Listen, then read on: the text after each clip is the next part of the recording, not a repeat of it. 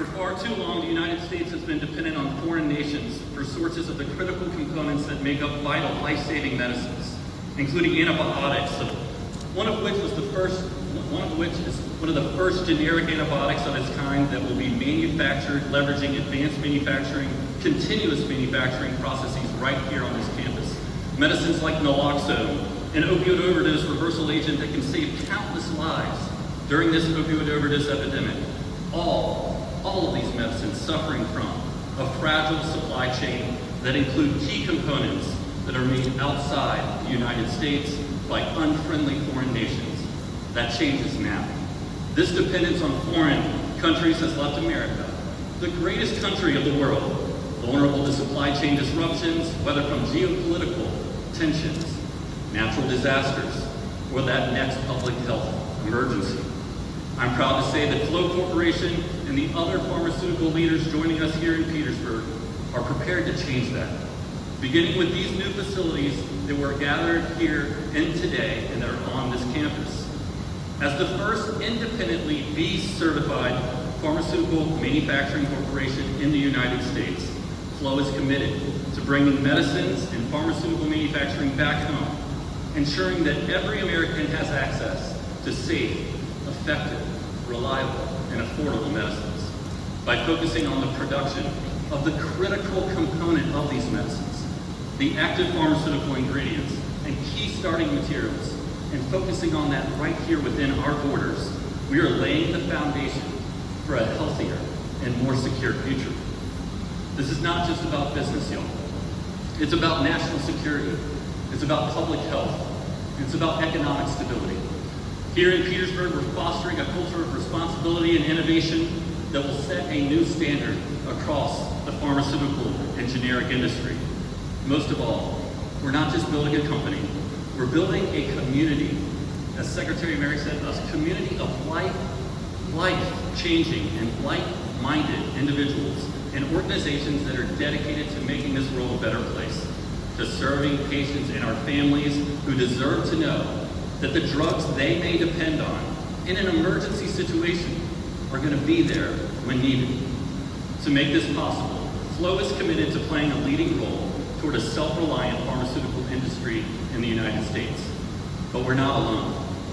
Joining us in this unwavering mission is our Governor Youngkin and Mayor Sam Parham of Petersburg, as well as other elected officials here who have supported our vision from day one.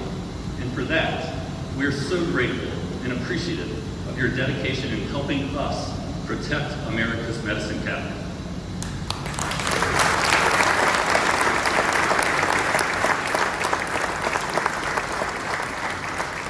We're also so thankful for the many other valued partners who have come alongside us on this journey.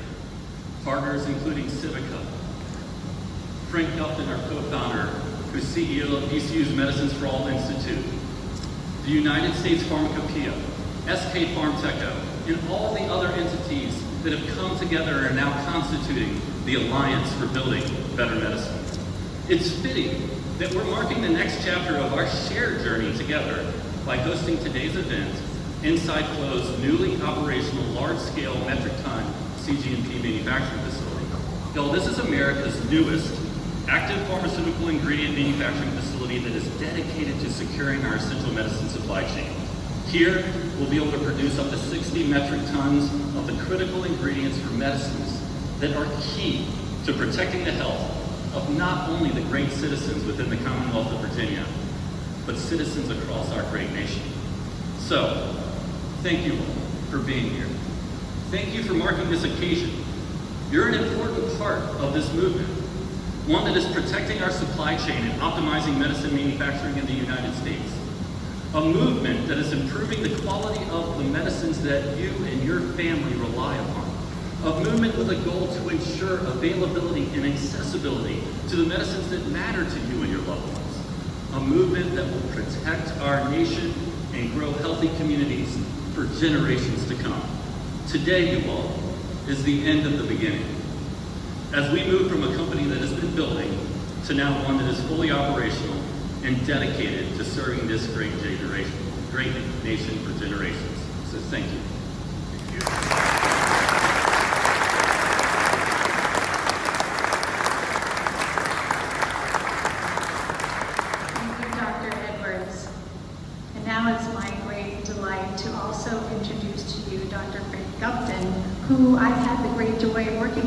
past 2.5 years. And Frank has so many titles that I'm not going to try to tell you about them all. But truly, the one that resonates the most for me is his leadership with Medicines for All, which is really all about what we're trying to do here today. Dr. Gupton.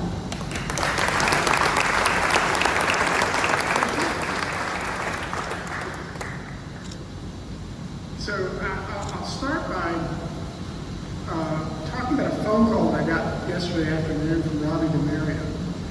And Robbie said, "You are planning on attending a meeting on Thursday with the governor?" I said, "Sure." He says, "You do know you're speaking, don't you?" And I said, "No." And I said, but he said, "Just talk about all the things that have happened and how they had to happen in the way that they did to make things the way they are today." And so I'm going to try and do that in as concise a way as possible. But it's always good to come back to the Petersburg site to see how it's being reinvented to meet the challenges of the 21st century. And to me, that's the exciting part about what's going on. But I want to take a step back for a second. Governor, you'll probably appreciate this. But there was a drug that was produced here in the late 1990s that changed the world. And it was done here in Virginia. It's a drug called unveils. And it was used to treat HIV. And at the time, HIV was a death sentence. There was no multiple drug therapy to treat it. And HIV was, Nevirapine was the first drug that was used in the combination therapies that saved millions of people's lives, and people like Magic Johnson. He would have not be alive today if it wasn't for that drug. The other thing that was important about this drug was, you probably aren't aware of this, but there's about 30% of the female population of childbearing age in Africa who have HIV. And you can give this an expectant mother this drug prior to going into labor and give it to the infant after it's born, and the infant will have HIV. And that drug's being used today for that purpose. So you think about the impact of that. And the reason why I'm mentioning it to you is because it was the actual basis for all the things that are happening today. When I retired from BI in 2007, I got recruited to VCU to work as a bridge between the chemistry and the chemical engineering department. The Gates Foundation found out I was here. And they contacted me and said, "We need to work on how we can reduce the cost of these global health drugs to make them more accessible." They said, "You worked on the therapy, you developed a process for that. Why don't you take a shot at reinventing that process?" And I kind of took a step back and I said, "I thought that was a pretty good process." And so fortunately, a lot of new technology had been developed, and we reduced the cost of that drug 40%. And the payback period on the $5 million that they gave us was less than 6 months because the volumes on that drug were so high. And the other important part about this was thinking about where the process would go. If you think about what Eric talked about, is we can't just develop new processes. We have to develop new processes that can be brought back to the United States that are all not just economically friendly, but environmentally friendly. That process, like most pharmaceutical processes, generate huge amounts of carbon waste. Typically, to produce 1 kilogram of an active ingredient, you generate several hundred kilograms of waste. And we took the Nevirapine process that was generating about 80 kilograms of waste and cut it to 4. And in doing that, we actually won the Presidential Award for Green Chemistry. Not many people are aware of that in Virginia, but that was a pretty big deal. But that led to a series of investments at the Gates Foundation that got us to the Medicines for All Institute. To date, they've invested $60 million in our program, and we're the highest funded entity in their portfolio in that division of the Gates Foundation. We also work on malaria, first-line therapies for malaria and tuberculosis and all the COVID drugs. And we invented some processes for the active ingredient Paxlovid with folks at Pfizer. So it shows what we can do once people are aware of what our capabilities are here in Virginia. So that was an important milestone in why we're here today, because that gave a proof of concept that we actually can do what we think we can do. the federal government came back and said when COVID hit, we need to reconsider how we make drugs here in the United States. And we had already shown that we could actually do that globally. So we became a logical candidate for that investment. And Eric had just stepped down in his position in leadership at his company, and I pulled him aside and said, "I'd like to be the CEO of a new company." And he graciously accepted, and he and I talked about this and how we could pull these other organizations together like Civica and USP, and now we have the critical mass here to do some really meaningful things. But then on top of that, how do we create a sustainable ecosystem? And the thing I think about with regard to that is the governor's investment in putting us into the state budget. That was a big deal. And Garrison, thank you so much for all that you did, along with Secretary Grant. How does that play into our ecosystem? What that's done is it's created a nucleus for all three major universities in the state of Virginia to work together rather than separately in separate silos to do meaningful work, because that will allow us to leverage all of our collective assets to do meaningful things. And I'll close with the other thing that makes me really proud of what all of us going here, and that's Sam Harrell. Sam's a huge partner with us, and him and Britt Haley over at Virginia State have been working with us on how we can develop a workforce that's sustainable and gives people hope in the Petersburg community. And thank you both for all your commitment to us. And Governor Youngkin, thank you so much for all that you've done for us and help us get us to this point. Thank you.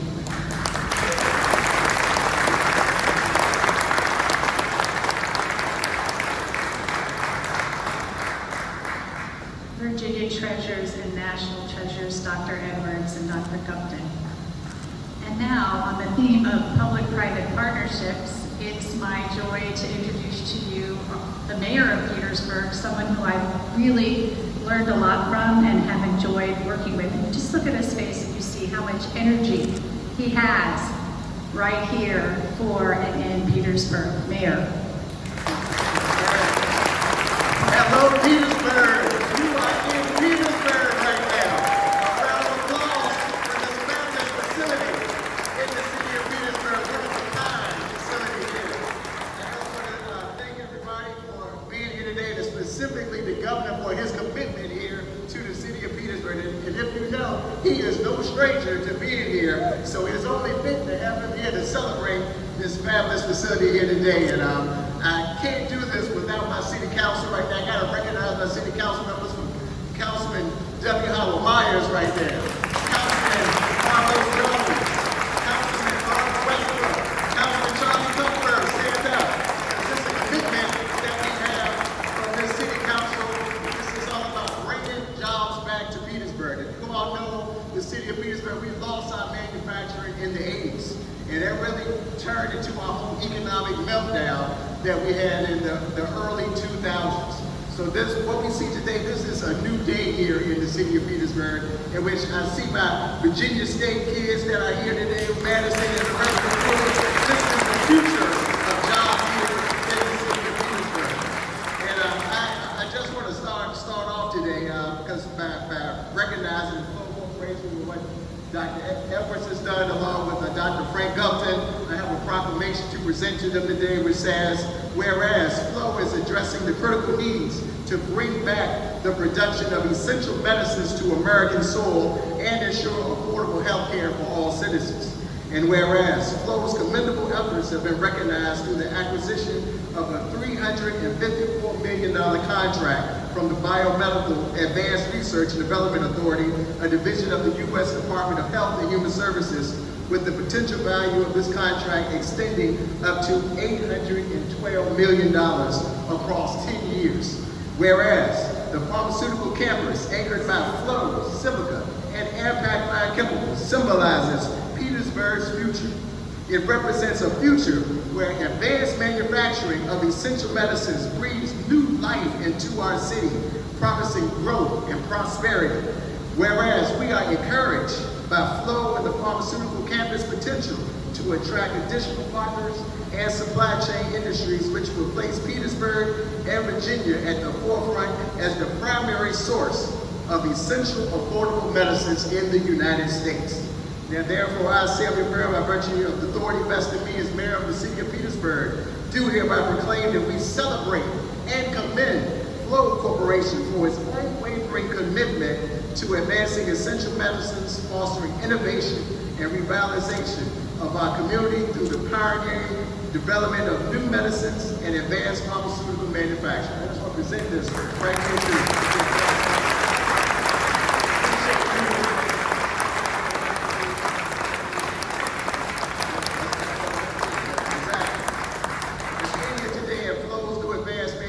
Facility of Petersburg is a privilege.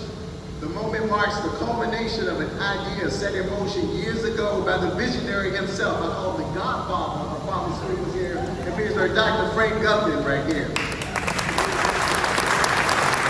Dr. Youngkin recognized the need to bring the production of essential medicines back to America and make affordable health care a reality. And he rightly chose Petersburg as the destination for this transformative work. Dr. Gupta's ties to Petersburg run deep. His professional journey included work at a pharmaceutical company here on this very ground today. We owe a debt of gratitude to Dr. Frank Gupta for without his foresight and dedication, we would not be gathered here today. Please join me in expressing our heartfelt appreciation to Dr. Frank Gupta.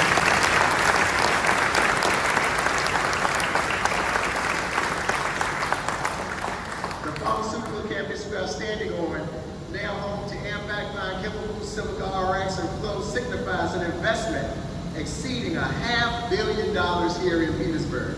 This campus generates hundreds of high-paying jobs, significantly benefiting the region and its residents. I want to extend my sincere thanks to Dr. Edwards, who along with Dr. Gupta founded Flow under their leadership. The pharmaceutical hub represents Petersburg's future, a future where the advanced manufacturing of essential medicines revitalizes our city in the wake of loss of the tobacco industry. We are optimistic that more pharmaceutical companies and supply chain industries will soon become part of the thriving campus, propelling Petersburg and Virginia to become the premier source of essential and affordable medicines nationwide. Our strategic location and unwavering determination paved the way for this remarkable transformation. The establishment of such a substantial pharmaceutical industrial base demanded major infrastructure upgrades. With invaluable support from the General Assembly, Governor Youngkin, and our congressional representatives, construction is underway on the Southeast Petersburg water and wastewater infrastructure upgrades, known locally as Poor Creek. These upgrades, long overdue for nearly 5 decades, are vital for the former campus and serve 31% of the city of Petersburg, including our regional hospital. Adequate water and wastewater systems are fundamental for sustainable growth. As a result, these upgrades, a new water tank on this campus facing I-95 will be completed in 2025. On behalf of Petersburg, I extend my deepest appreciation to our dedicated representatives for securing most of this required funding. We have Delegate Taylor, Senator Delegate Taylor here today. Please stand up, because her and Senator Ed initiated this funding. Thank you so much, Delegate Taylor, for your unwavering support. Looking ahead, advanced pharmaceutical industry in Petersburg requires a concerted effort once again.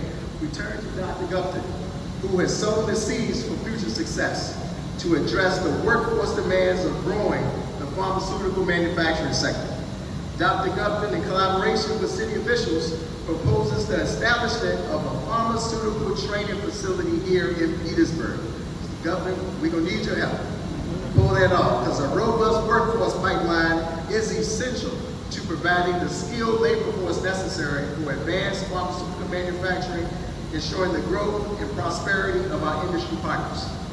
Petersburg stands ready for the transformative journey. Governor Youngkin, we seek your support to finalize this vision and position Petersburg and Virginia as the forefront of producing essential medicines for future generations. Thank you all for being part of this remarkable journey towards a brighter, healthier future for the city of Petersburg and beyond. God bless.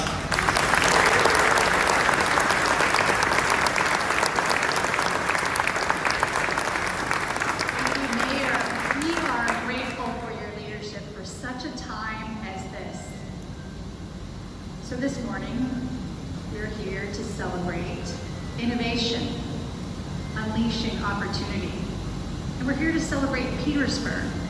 And those ideas resonate with our governor, who is innovative, who celebrates Petersburg every day, and who wants to unleash potential to make Virginia the best place to live, to work, to raise a family. And it's always my great honor to introduce to you the 74th Governor of Virginia, Governor Youngkin.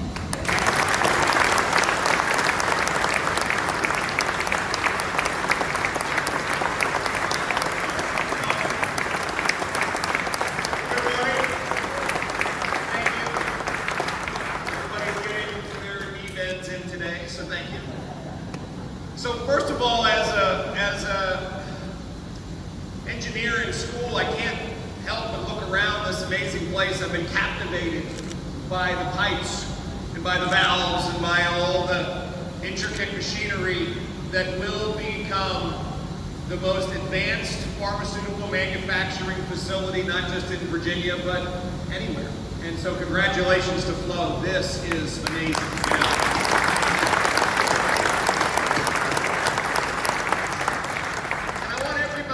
Sit up a little straighter this morning and a little taller, because yes indeed, CNBC did name us the #1 state, the top state for business in America.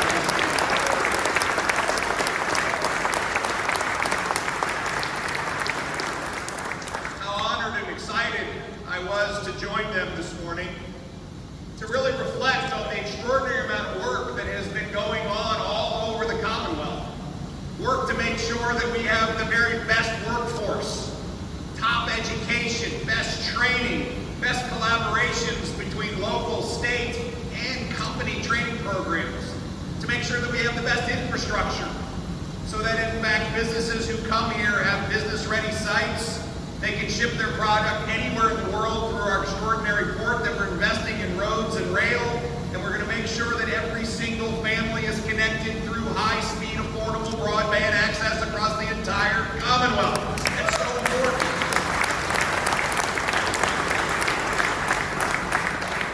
And then we recognize that a growing Virginia requires growing power supply, and that our all-American, all-of-the-above power plan will in fact deliver that. And yesterday, we had the great privilege of announcing, along with Dominion, the beginnings of the work to site the very first small modular reactor in Virginia to address the growing power needs across the Commonwealth. It's so exciting. This is Virginia on the move.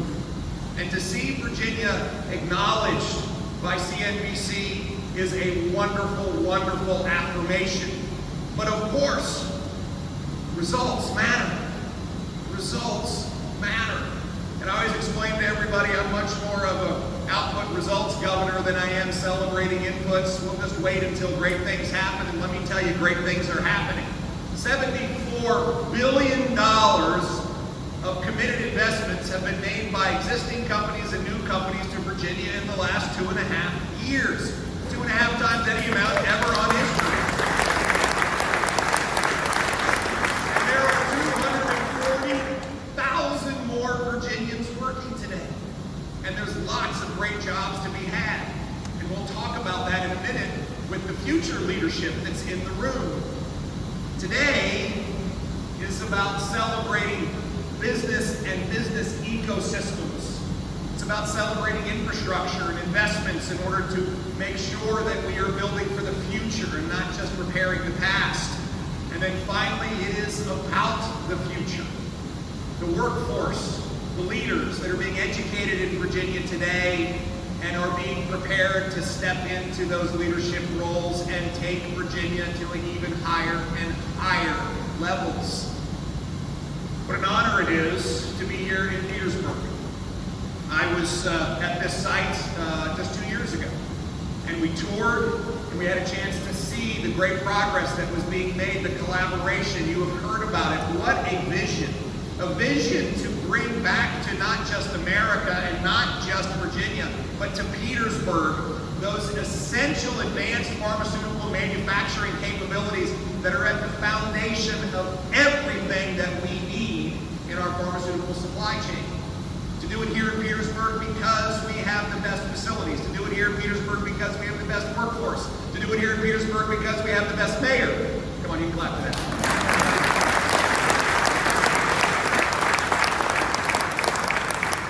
But also, because we were able to bring together this unparalleled collaboration, this collaboration of public-private, public-private organizations to do something that was visionary and to translate it into results. That is when we move mountains. At warp speed, all of these organizations came together. Partners in, of course, the business world, partners in the academic world, support from the city, support from the state. Again, Kim Taylor, thank you for all the work that you have done in our General Assembly. Yeah, okay, good. And what we see today is a giant milestone. This facility takes your breath away. Not only because of what will be built here, and not only because of the effort that went in to bring it here, but also what will be impacted by this facility. We will bring life-saving drugs, affordable, accessible, and manufactured right here in Petersburg to the entire nation. And what will come from that will be a ripple effect. This ecosystem will continue to grow at light speed. More manufacturing companies will come, more research facilities, more great scientists, more incredibly aspirational entrepreneurs. It will all come to be in this ecosystem. It's more than a building, and it's more than a hub. I think it's a campus. It's a campus that stretches far beyond just this facility. The shared successes and milestones that have been achieved will in fact be the pathway to greater achievement. One of the big steps was making sure that our research engine in Virginia is primed. And so again, to our General Assembly colleagues, represented by Kim today, thank you for supporting $90 million of investments in 4 of our great universities to continue driving forward Virginia's research triangle and making sure that we are at the forefront of pharmaceutical and life science research. This money will flow across the Commonwealth in a collaborative way and be leveraged against federal dollars and private dollars. And I can only imagine not only the groundbreaking discoveries that will be made, but the companies that will be spun out of it, the jobs that will be created, and the opportunity that will be unbridled. This is a campus.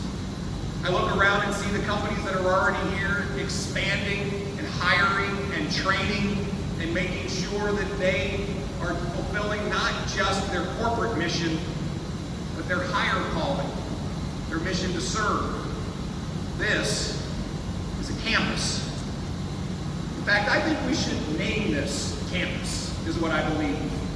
I think it's a good acronym for Campus for Advanced Manufacturing of Pharmaceuticals in the United States. How about that? Let's call this campus. I think we should define this entire area by a word that brings right to the front of the mind what it means to collaborate, to innovate, to advance, to do something that was not being done anywhere in the United States, to be the beacon, the gravity pull for economic development. I think this campus should be defined by our ability to drive advanced manufacturing, next generation technologies, proven infrastructure, but most importantly, unlocking opportunity. That is Virginia. That is this campus. Of course, there's already a reputation that has been gained, a reputation for doing the undoable. And even recently, Secretary Merrick and I were on a trade mission and we're in Geneva. We're talking to some of the largest life science companies in the world and recruiting them to come to Virginia. And what are we talking about? We're talking about Petersburg. We're talking about what's here and why they should come. And what's exciting is they looked at us and said, we're going to come visit, and that sounds amazing. And maybe we'll even come build. That is the crack of opportunity. And for those of you that have worked with me in the past, you know all I need is a crack of opportunity, and we are going to barge through and make it happen. That is exciting. This campus will offer opportunity.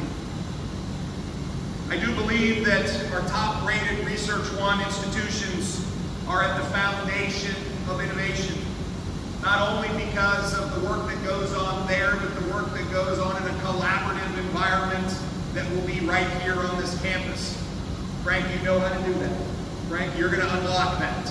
But also I see people around the room with smiles on their face because you know that once we turn on that innovative engine in Virginia, we can't turn it off, we don't want to turn it off, and the flow is amazing. Amazing. Okay, that was a joke. You got to get that. Come on. What's gone on here at Flow is worth a moment of awe. From nothing to something at light speed. Where we stand right here is Flow's metric ton scale CGPM facility. CGMP facility. To get your acronyms right. And I have to say that the view years ago that this facility would exist was dream. And to see it reality today is so humbling. 60 metric tons of the critical ingredients for medicines that are critical to the health of the Commonwealth and the United States will be manufactured right here. 60. And for decades, this will be a supply chain for essential medications around the world. You've heard the story. The story is amazing. But to see it come to reality is an affirmation that we in Virginia just need to dream. We in Virginia just need a vision, and we come together and make it happen. And right now, it's happening. I want to thank all of the leadership at Flow for all that you're doing, and I want to make sure everybody recognizes that Flow is not just on the campus. They are the heartbeat of the campus. Eric, thank you for everything you've done.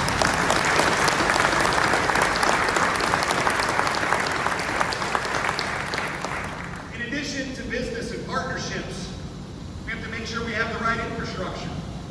And I remember the very first discussion we had around the challenges of water and sewer infrastructure, wastewater infrastructure in Petersburg, and the fact that the then pharmaceutical cluster, the now pharmaceutical campus, was being held back. And we went to work. Mr. Mayor, thank you for your vision. City Council, thank you for your vision. General Assembly, thank you for your cooperation. All of the advocates. As you heard from the mayor, the work has started already on the Moore Creek Pump Station. That is a big deal. We, in fact, will watch a pump station and an infrastructure be totally rebuilt. Drinking water improvements that will include a 2 million gallon elevated water storage tank, a water booster pump station, 5,400 feet of new water main installation with associated valving. And for those of you that live in Petersburg, you understand we need new updated pipes in Petersburg.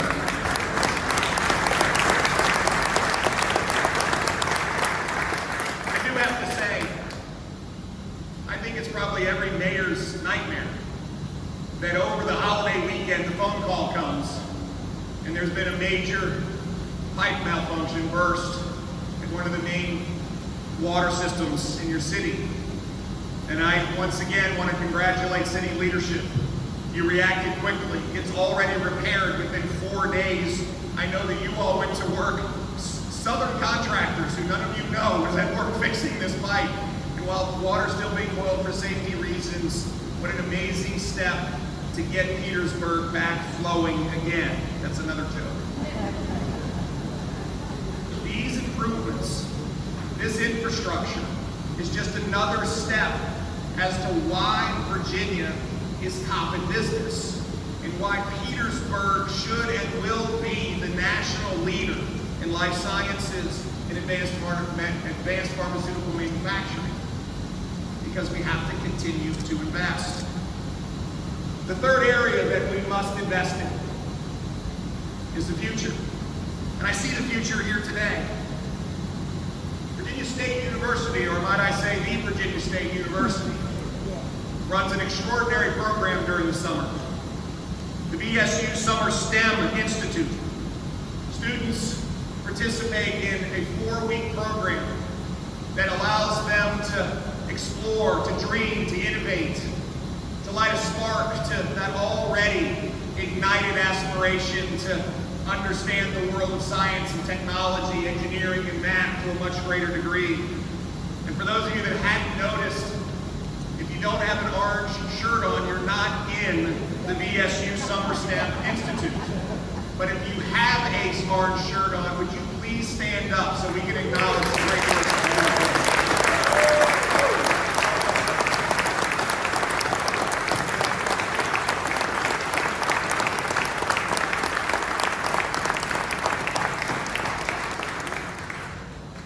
Here's my challenge to all of you. There are discoveries to be made. There are amazing plants to be built. There are glass ceilings to be broken. There's a future CEO of Flow among you. There's a future scientist who will imagine amazing ways to collaborate and break barriers.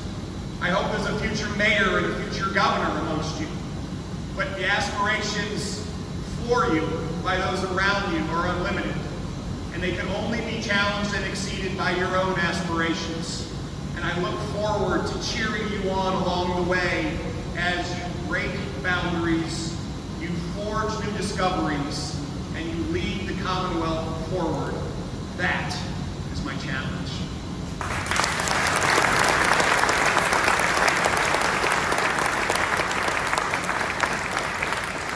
What an honor it is to be in Petersburg again today. We love Petersburg. Petersburg matters. And the progress that's been made literally over the last 2 years in our partnership with Petersburg is humbling. It's amazing. And sometimes it's surprising. Why? Because for too long, Petersburg did not get the collaborative partnership that it deserved. And I want to thank the leadership across all of Petersburg for embracing this moment, for embracing this opportunity, for embracing 6 pillars, 60 initiatives, 47 partners, the expansion of public safety, transportation, economic development, health outcomes, education, community building, and making Petersburg the greatest city in Virginia. I want to congratulate all of you, but there's still so much work to do. Mr. Mayor, I know we have a few more announcements coming over the course of the rest of the summer. So I look forward to seeing you again and again and having tacos for lunch. God bless you all. God bless the Commonwealth.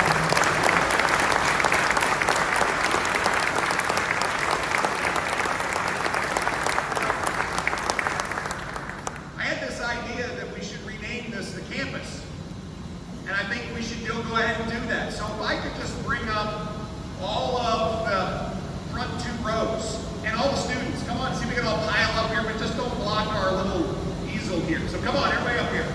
Come on, students. You're all getting pictures. You can't help it.